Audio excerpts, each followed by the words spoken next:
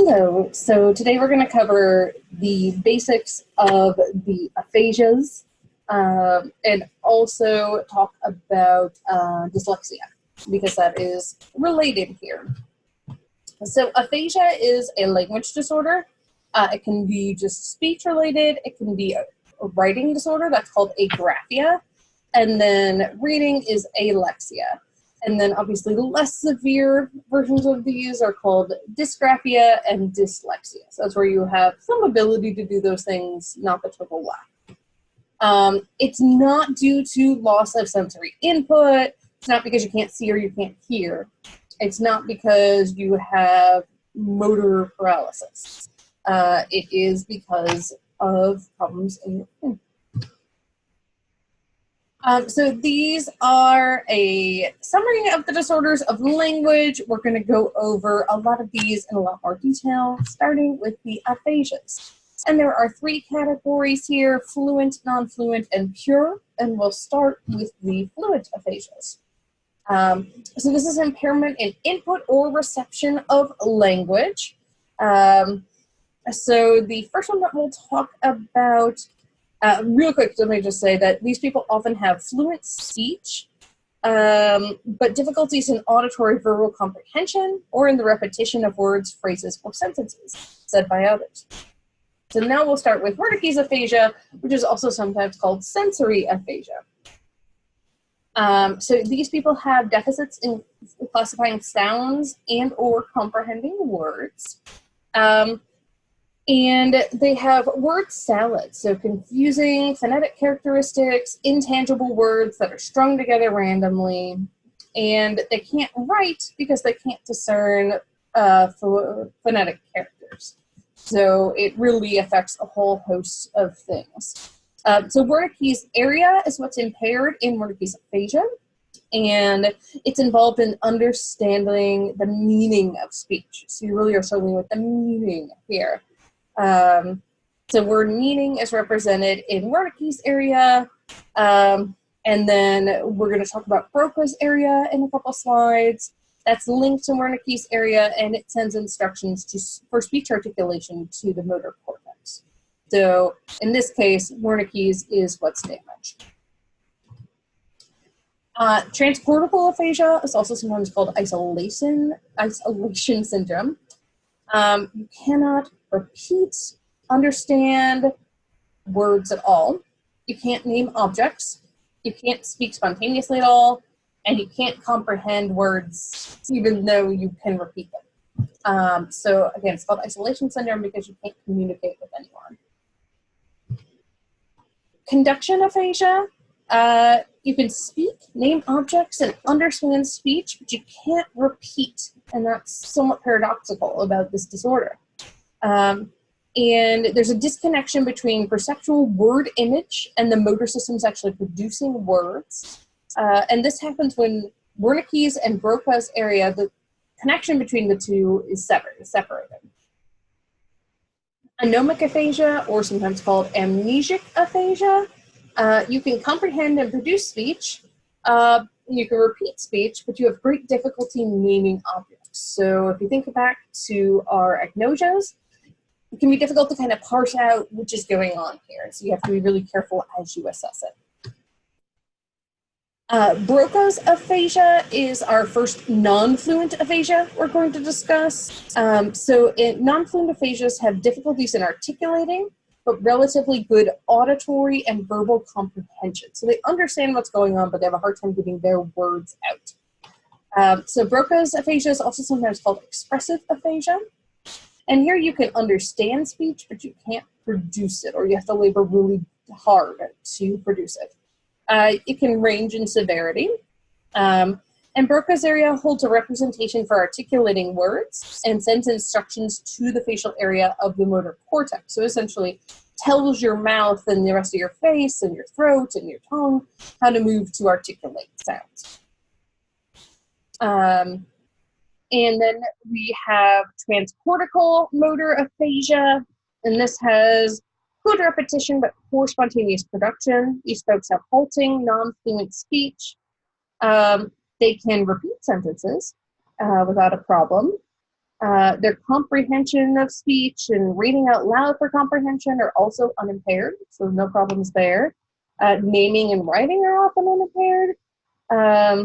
And so what we see here is there's often damage between Broca's area and the cortical areas necessary for movement of speech. So again, connection issues.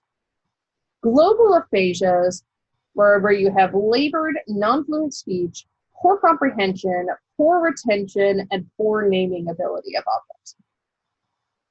And it's produced by large lesions to both Broca's and Wernicke's areas, and the patient here cannot read or write.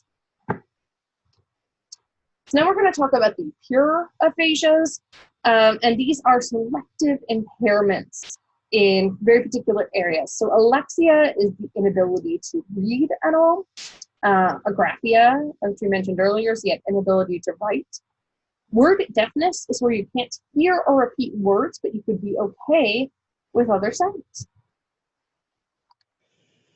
So here we have a chart that goes over all the different aphasias. This is just something that might be really helpful for you to review later. So we know that the right hemisphere is usually not implicated in that. So our brain isn't really lateralized most of the time, but language is an exception, where Wernicke's and Broca's areas are both on the left side of the brain. A lot of the speech and reading information is processed on the left side of the brain. But if you have to, for whatever reason, tumor, other problems, remove the left hemisphere of the brain, that can happen. It's called a hemispherectomy. If you remove it really early, the right hemisphere will actually be able to acquire language. The brain is actually quite plastic, which means that it can adapt as it needs to, which is something we didn't find out until about 20 years ago, like the late 90s. Before that, we thought like your brain is set for life and there's nothing you can do about it. If you have it removed in the adults, you have deficits in speech but good auditory comprehension. If you remove the right hemisphere but leave the left intact, it produces subtle changes in language comprehension. The right hemisphere can also be used if the left hemisphere is damaged to help you process things. So here you see the language activities across the two hemispheres.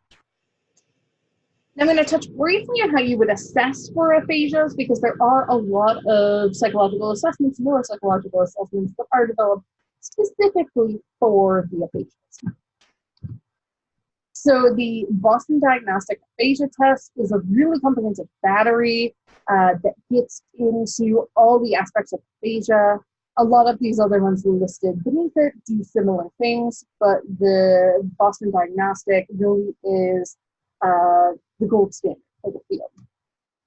There are also screening tests you can use. So these would be short things you would give rather than giving a comprehensive battery that might take several hours, just to see, do you need to delve in more? So you give a screening test and then you go into more detail with one of these batteries. We're also going to talk very briefly about these developmental language disorders. So we have different types of dyslexia. People tend to think that dyslexia is just like writing letters or words backwards, but in fact, there's all different types of dyslexia. So acquired is where you have reading damage, reading impairment, after brain damage, or it can be developmental dyslexia where you have problems from when you're learning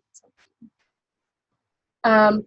The model building approach is an objective approach to studying reading, and it looks at reading based on the skills or subsystems, and you correlate the impairment that the person's experiencing with where the damage might be in the brain. And this chart is really, really helpful for looking at this. And again, recognizing that there are all different types of dyslexia. A lot of people think that, again, it's just one type of dyslexia, that's it. But in fact, it can really be a whole bunch of different things. So is naming a letter much harder when it's accompanied by irrelevant letters? If yes, that's attentional dyslexia. You have difficulty naming letters when more than one is present, and difficulty reading when more than one word is present. When words are misread, our error is usually confined to one half of the word. If so, then you're experiencing neglect or positional dyslexia. This is misreading of just half of the word. Are words often read by letter? Yes, that's called letter by letter reading. You read only by spelling the words out. That's the only way you're able to read. Are semantic errors made when you read out loud? So semantic errors would be maybe the word is actually dog, but you say puppy, right? So it's not anything about the physical characteristics of the word, you're actually associating it in your mind. And that's called deep dyslexia. They also have impaired writing and short-term visual memory.